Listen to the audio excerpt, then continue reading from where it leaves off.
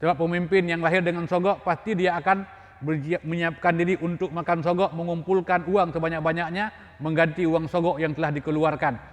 Pulau nak dengar isu untuk 2020 put malah ada calon yang sudah menyiapkan dana 500 miliar. Naudzubillah min dalik, sebuah malapetaka besar. Kain handuk dibawa mandi. Habis mandi dibawa pulang. Semasa hidup ada berbudi, setelah mati dikenang orang. Masa-masa kejayaan Islam. Dalam sejarah Islam, kerajaan-kerajaan yang kaya yang disiapkan kotak amalan.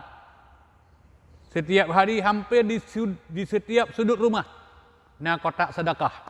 Hinanna dirham, hinanna dinar, hinanna peng yang gegebah, hinanna makanan. Dan apabila nak udang gasin gelewati, gecok sesuai dengan kebutuhan. Minta pegah hamba katanya, menyegoknya nuronyo perle tiare beruh tak kebah beruh 5 ngare. Goknya perle tiare beruh tiare gecok. Bah tinggal kegok pu are. Perle roti goknya 2 boh, tak kebah roti 30 boh gecok 2 boh. Pamyo di Aceh uronyo niji pegot. Tak pergi kota amalam nan tak kebah roti 30 boh, 30 boh kada. Kira orang cok. Tak kebah beruh 5 ngare, 5 ngare cok. Kadang-kadang ke cok atau menteng, tong-tong ibu ut. Pakon.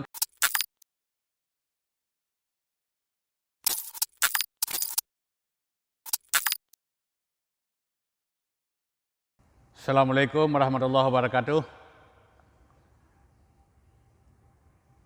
Alhamdulillah. Wassalatu wassalamu ala rasulillah la nabiyya ba'dah. Sigata dan terus menerus. Tidak pernah berhenti, tidak pernah membosankan. Kedanyo senantiasa mengucapkan segala ucapan puja dan puji hanya kepada Allah Subhanahu wa taala. Dan kedanyo juga tidak pernah berhenti, tidak pernah bosan untuk senantiasa berselawat dengan ucapan Allahumma salli ala Muhammad dan seterusnya kepada Nabi Muhammad sallallahu alaihi wasallam. Sebab setiap ucapan selawat yang disampaikan oleh umatnya, Allah akan memberikan balasan. 1 kali berselawat, 10 kali dibalas oleh Allah Subhanahu wa taala. Balasan yang paling indah, amalan yang paling ringan, tapi banyak yang disia-siakan. Jadi mudah-mudahan mari kita senantiasa kita berselawat buat Rasulullah SAW dengan ucapan Allahumma salli ala Muhammad dan seterusnya.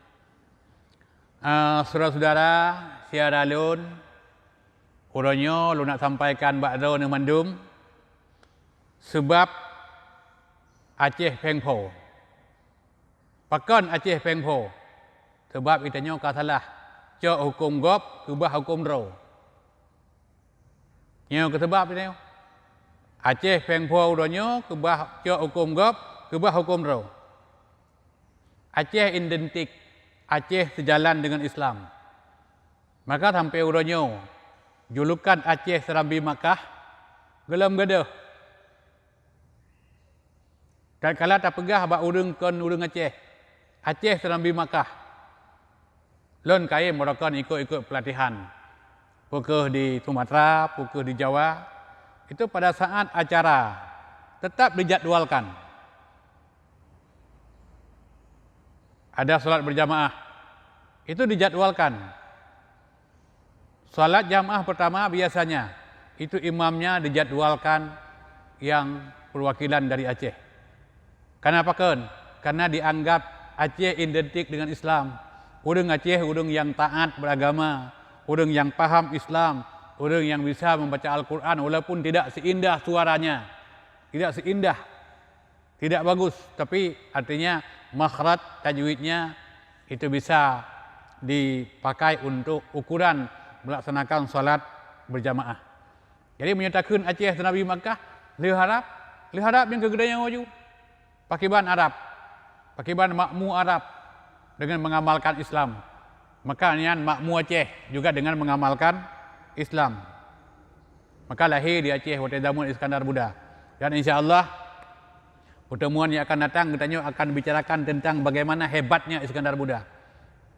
Iskandar Muda mampu pegat Acehnya salah sabuh di antara 5 buah negara yang ditakuti di dunia. Maka lahir istilah bak zaman Iskandar Muda. Adat bak potemu duhum, hukum bak siah kuala. Hukum bak siah kuala hukum ba ulama. Hukum ba ulama, hukum kembali kepada Al-Quranul Karim. Hukum wa kedih ba Al-Quran. Hukum wa ba hadis. Jadi hukum kan wa ba pikiran. Hukum kan wa ba resam. Hukum kan wa ba budaya. Hukum gepua ba Al-Quran. Hukum gepua ba hadis. Mau menyuruhnya, uranya ka beda. Maka lung pegah. Pekan katanya fengfo karena kata cok atagop, kata kebahadaro tu. Islam dengan syariat dua hal yang tidak bisa dipisahkan. Mungkin ini tak pegah ada di Islam, tapi syariat tak pelung daripada syariat. Menyuruh je tak pegah Aceh, Aceh juga identik dengan Islam. Pun teman Islamnya, Islam pola hidup yang wajib dijalani oleh setiap kaum muslimin. Nyokuh yang hanale dalam kehidupan katanya sebagai umat Islam. Menyotruh urang luar kena Aceh, ia tanya yang teh neci tunjuk yang teh urang Islam hino di Aceh. Susah. Maka itu teringat mana gepegah le Buya Hamka kan. Menyodor nak kalan urang Islam di Aceh, di Indonesia. Kena nak terus awak Eropah ia tanya Buya Hamka. Buya Hamka, le urang Islam di Indonesia? Ngejawab dia Buya Hamka, kalau kalian ingin melihat umat Islam, datanglah pada saat Hari Raya Idul Fitri dan Hari Raya Idul Adha. Itulah umat Islam. Kalau kalian ingin melihat orang yang beriman, datanglah pada saat salat subuh di masjid. Yang hari itu, maka dia kepegah di Nabi, asqalu salatin alal munafikin, salatul fajri wa salatul isya'i. Seberat-berat pekerjaan bagi orang munafik, salat subuh berjamaah dan salat isya berjamaah. Nyo dua boh salatnya kalau bisa terlaksanakan secara berjamaah, baik dah pegah do ti ile beriman kepada Allah Subhanahu wa taala. Maka udahnya tak kalan tu somat nanggro.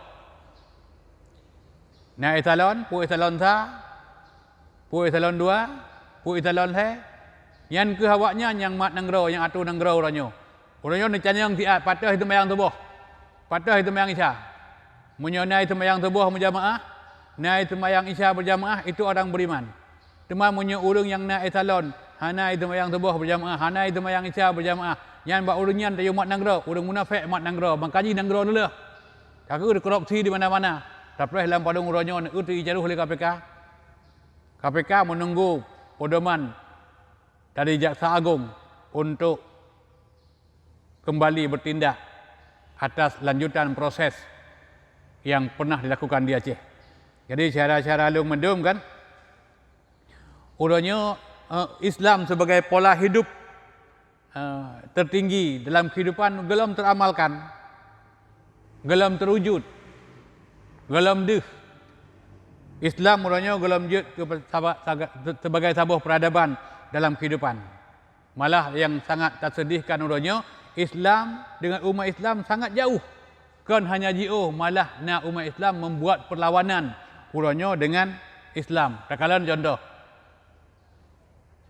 KKN, kolusi, korupsi, nepotisme, asana jabatan pertama siara.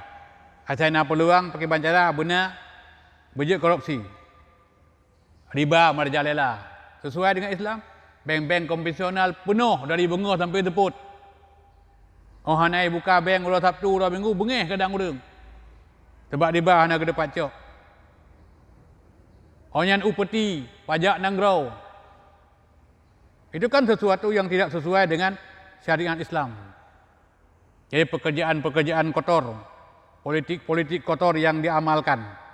Padahal di sisi lain tak pegah-pegah hidayah tapi takun hadis al-Islamu ya'lu wa la yu'la.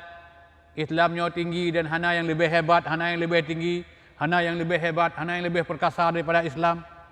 Tapi ternyata umat Islam urangnya lagi udah main selayang.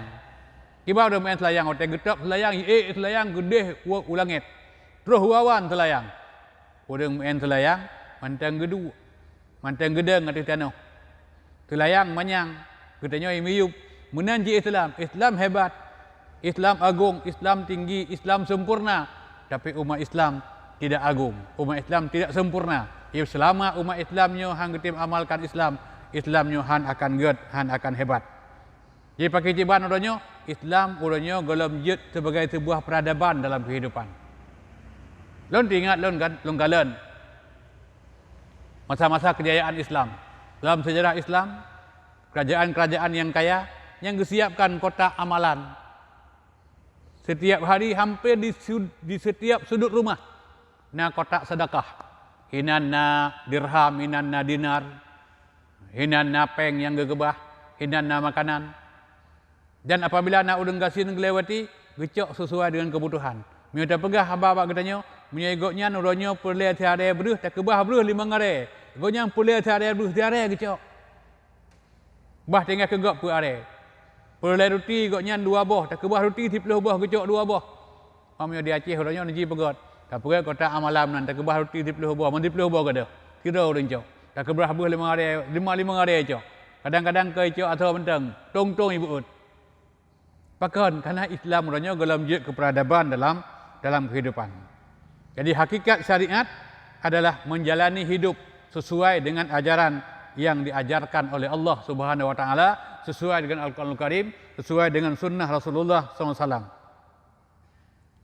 Islam sebagai syariat bukan hanya sebuah pendidikan, bukan hanya sebagai sebuah ajaran, tapi Islam sebagai syariat nyo hendaklah menjadi peradaban.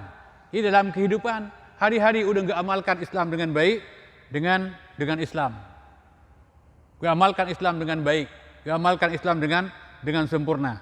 Jadi makanya orang yang bisa mengamalkan Islam lengkap dengan sempurna sesuai dengan syariat, nyo akan bermakna dalam kehidupan. Jadi makna kehidupan bagi kita apabila kita nilai dalam kehidupan. Menyo kita hana nilai dalam kehidupan, hana bermakna. Makanya kepegah je urang mana. Kain handuk dibawa mandi. Habis mandi dibawa pulang. Semasa hidup ada berbudi, setelah mati dikenang orang. Jadi pakan gotnya dikenang orang tu mati sebab otak udip nak nilai. Tapi punya udip hana nilai, hana tepu pi. Jadi pakai tiban teman, umat Islam akan bernilai manakala kita mengamalkan ajaran Islam. Jadi urangnya syariat Islam bak getanyo golom jut sebagai sebuah kepribadian dalam kehidupannya ke yang boleh teruskan. Nyo ke tugas tengku. Nyo ke tugas para ulama. Jadi mari cara-cara long yang uronyo kaya di atas mimbar, yang uronyo kaya menyampaikan khutbah setiap Jumat, yang uronyo kaya menyampaikan pengajian, tarobah pola becut bahwa lebih kepada pengenalan Islam yang sesungguhnya supaya katanya lebih dekat dengan agama, lebih dekat dengan Islam. Jadi urangnya kan katanya dengan syariat, dengan Islam, nyo lagi katanya dengan bayang-bayang. Kote tadang lang urau. Oh tepot urau bayang katanya panjang. Oh tajak makin tajak ijak bayang. Tajam bayang. Katanya hantam pernah merumpak. Hantam pernah menyatu dengan bayang. Jadi nyo ke Islam urangnya ibarat katanya nyo ibarat bayang-bayang. Islam itu ada tapi kita tidak pernah bisa menyatu dengan Islam. Islam adalah sebagai pola hidup. Islam ajaran yang kafah, ajaran yang sempurna. Jadi urangnya katanya kehidupan katanya berada dalam sebuah lingkaran yang sangat terbatas. Katanya mengaku sebagai Islam, dia mengaku nanggro yang bersyariat. Tapi tidak mampu katanya mengamalkan Islam tidak mampu mengamalkan Islam dengan sempurna. Katanya mengaku Islam. Dia mengaku bersyariat. Tapi budaya yang kita terapkan kadang budaya kafir. Negara itu udah nggak pegak pesta. Sesuai dengan ajaran Islam. Ada walimatul ud, gepegak kanduri, orang yang pernikahan sesuai dengan cara Islam. Kemudian wali nikah kagak persiapkan diri untuk betul-betul menjadi wali yang sempurna. Tapi hari pesta disemarakkan acara dengan musik, dengan keyboard, dengan dangdut. Padahal itu diharamkan oleh para ulama, diharamkan dalam Al-Quran, diharamkan dalam hadis. Yang kejik kitanya Islam tapi budaya kafir. Yang kejik kitanya pengpo tapi han makmu dan gerau. Makanya yang harus tertinggalkan. Nyanyian dan musiknya ke ajaran Islam. Nyanyian dan musiknya ajaran kafir. Budaya yang gelaknat di Allah Subhanahu wa taala. Maka syaratnya ke yang harus terpenuhi dalam kehidupan. Nyoku yang harus terpasang, yang harus terpasang badan sebenarnya dalam hal melaksanakan syariat Islam. Jadi Islam baik jiuh dalam kehidupan. Islam betul-betul menjadi peradaban dalam kehidupan. Makanya urunyo gutanya ureleh, maka gutanya urunyo lemah. Karena pakan? Karena gutanya hanatong Islam. Ada gepegah dari Rasulullah, yusiku an tada'a alaikumul umamu kama tada'a lakalatun ila qas'atiha. Akan terus tabuh masa teman tengah, umat Islamnya paling lemah. Umat Islamnya paling hina. Umat Islam akan dikeroyok. Umat Islam akan disantap. Umat Islam akan diserang di segala penjuru. Padahal pada waktu itu umat Islam banyak. Maka gepegat perumpamaan oleh Nabi katanya hudaun ka huda Israil, laksana buih di tengah lautan. Katanya ramai tapi katanya lemah. Pakan karena itunya penyakit. Pertama penyakit cinta ke dunia. Karena cinta ke dunia takut kepada kematian. Kenapa kan?